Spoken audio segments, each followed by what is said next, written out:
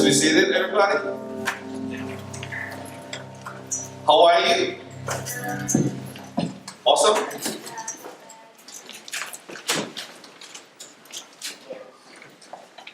So today I'm going to talk about soaring high in ministry, which the title is Glorify God in Our Ministry. I know all of you may be, I know exactly what glorify God in our ministry is. Because everything that we do usually, what? To glorify God, right? But what is really mean?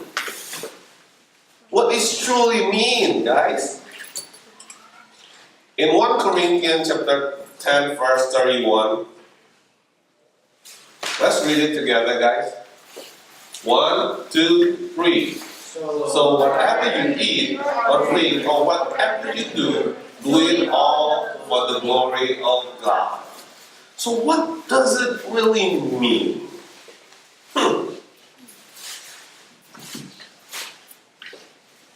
So everything that you guys do, Richard, you eat, what do you like?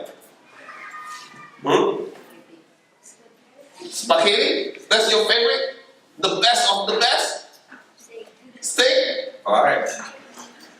If you eat steak in a restaurant, fancy restaurant, you eat steak, right? How do you eat it? You cut it? Or you just grab the steak and just eat like a king? Huh? What do you do? Cut it, slices, right? Smaller pieces.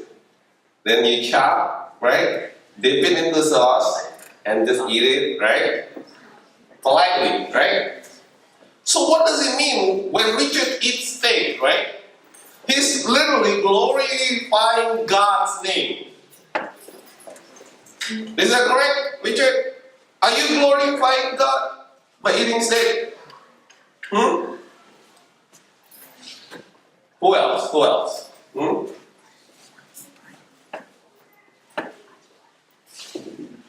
Raymond, when you do anything, when you do anything, you go to school, right? And you study.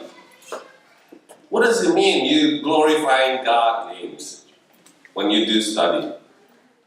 How do you study? How I study? I read the book. And then I take notes. Take notes? What else?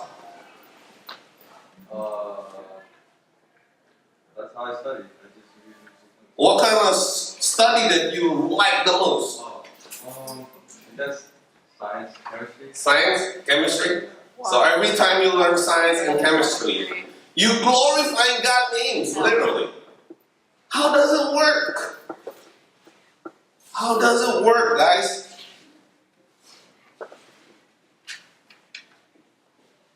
So anything that you guys do, exactly, it needs to influence other people.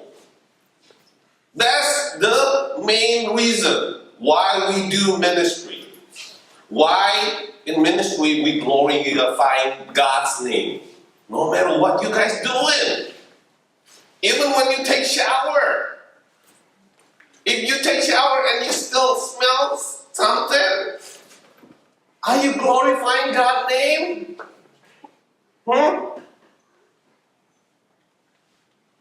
Delaware. Yeah. After you take shower, how do you smell? Good.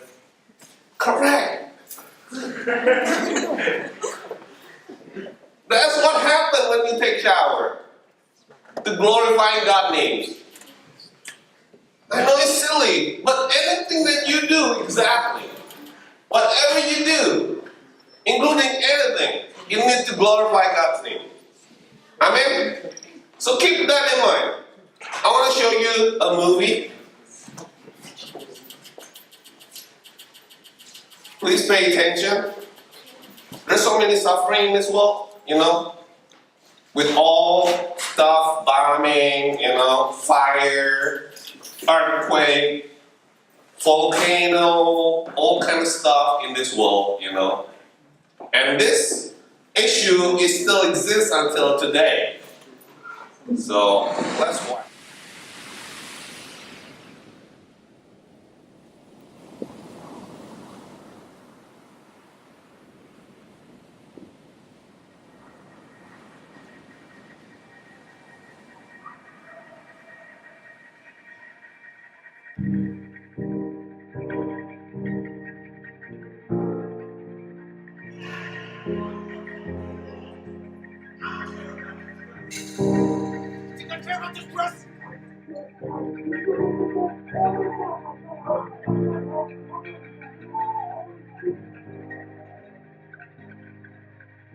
Sometimes someone hurts you so bad.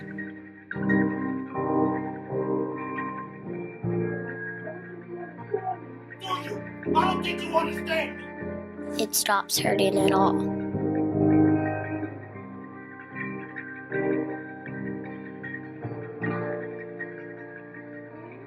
Until something makes you feel again. And then it all comes back. Every word. Every hurt. Every moment. How could you ever understand where I come from? Even if you ask, even if you listen, you do not really hear or see or feel. You don't remember my story. You haven't walked my path. You haven't seen what I've seen.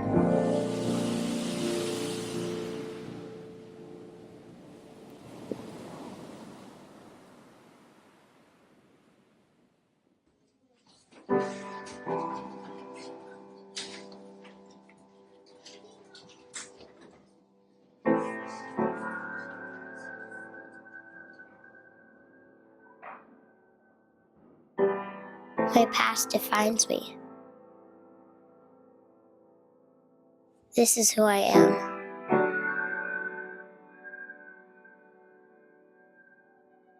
I am unseen, unheard,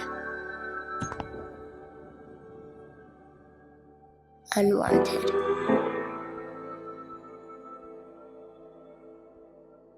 That is what I am, if even I am anything.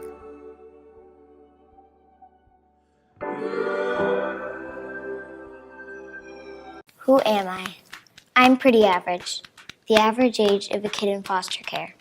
From the majority background of kids in care, having experienced abuse and neglect from those meant to protect me, I am 9 times more likely to commit crimes, 25% more likely to get pregnant as a teenager, and there's a 30% chance that when I have children, I too will abuse them.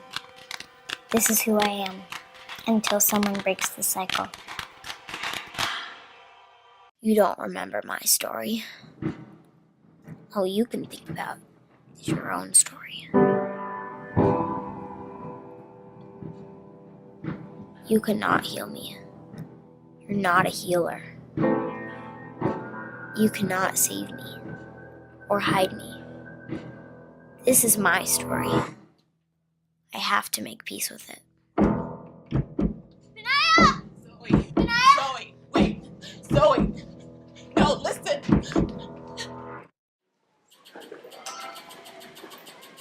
It's still happening even today. Maybe you guys don't see it, but I've seen it before. Unheard, unseen, unwanted. It seems there's no hope, literally. But to those people, we need to minister. To anything that we do, doesn't matter what it is. I have a friend, back then. He was 10 years old. He came to our church.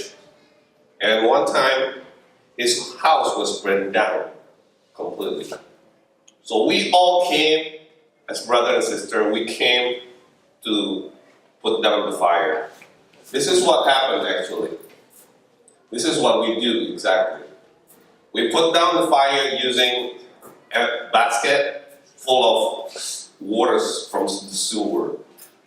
Because that's how it was built in Indonesia. It's like alley by alley, you know. There's no fire truck can come in here and put down the fire. It's literally very hard.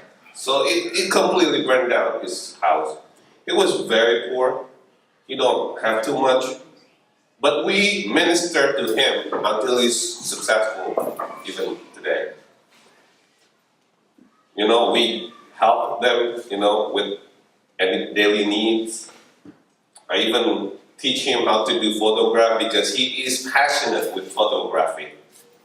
Can you imagine if I don't know how to photograph? What can I do to him? And he's so smart now. He has his own store, a cell phone store, and he loves taking pictures until today.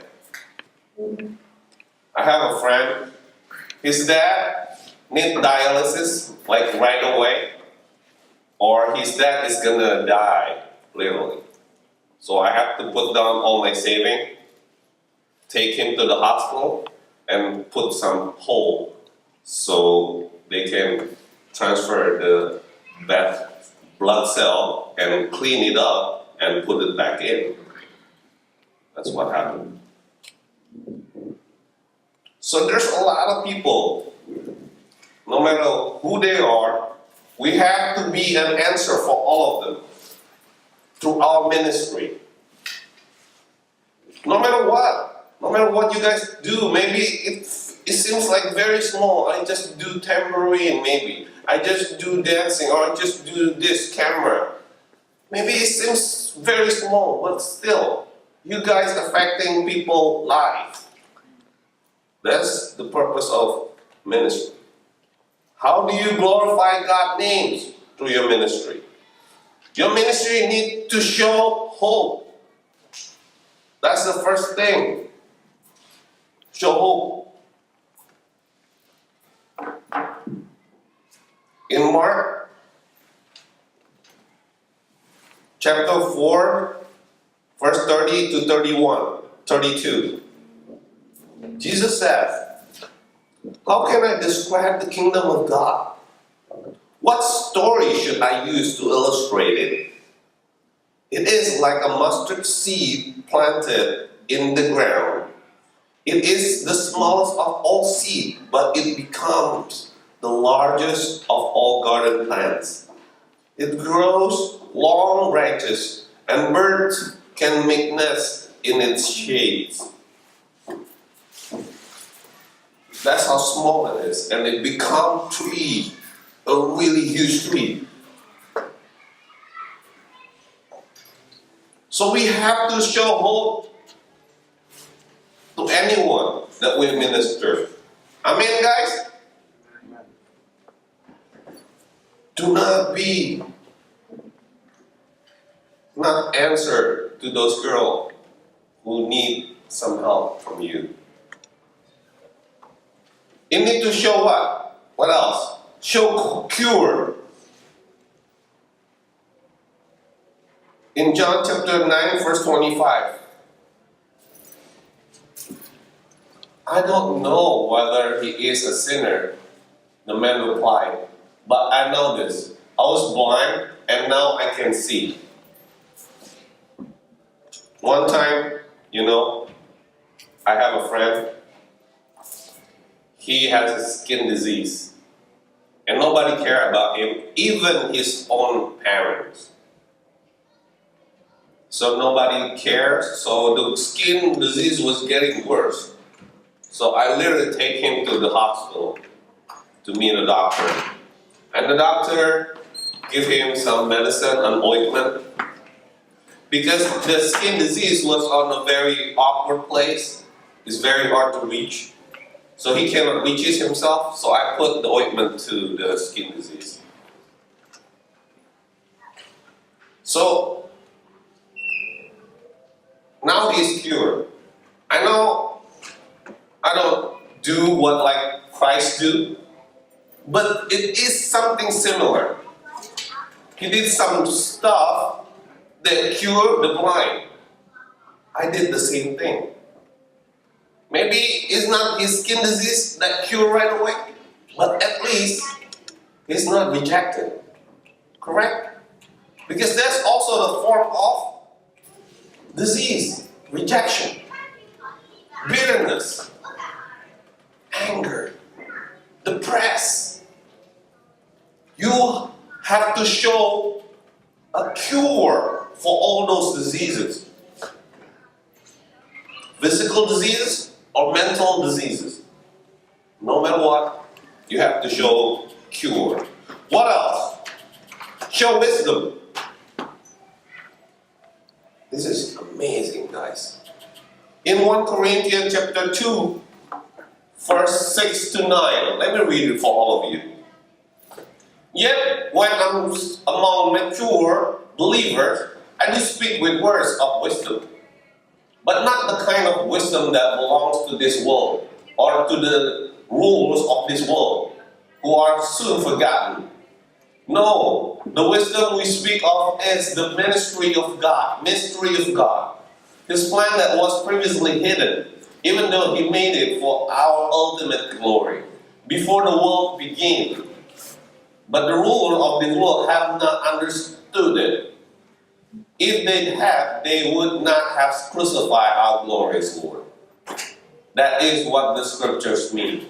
When they say, no eye has seen, no ear has heard, and no mind has imagined what God has prepared for those who love Him.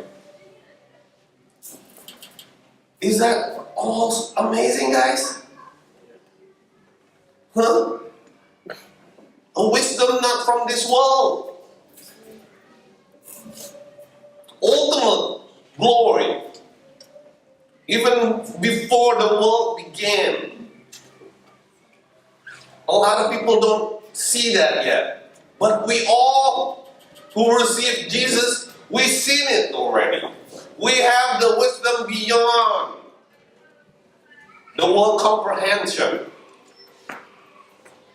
That's why I saw a lot of people who do amazing things in the name of Jesus. In their workplace, in their school, they glorifying God's names by doing amazing things. Like me, I don't even know access programming when I came here. But God showed me this wisdom. Even how to fix a database corruption, which is impossible. See, guys, anything that you guys do, show that we have the wisdom from the heaven. It's not from this world. So people can see the difference that we are the children of God. Amen? That's what all about. Ministry all about. So what it is? First, show hope. Amen? What is it? Number 2? So cure. The third? Show wisdom. Amen, guys?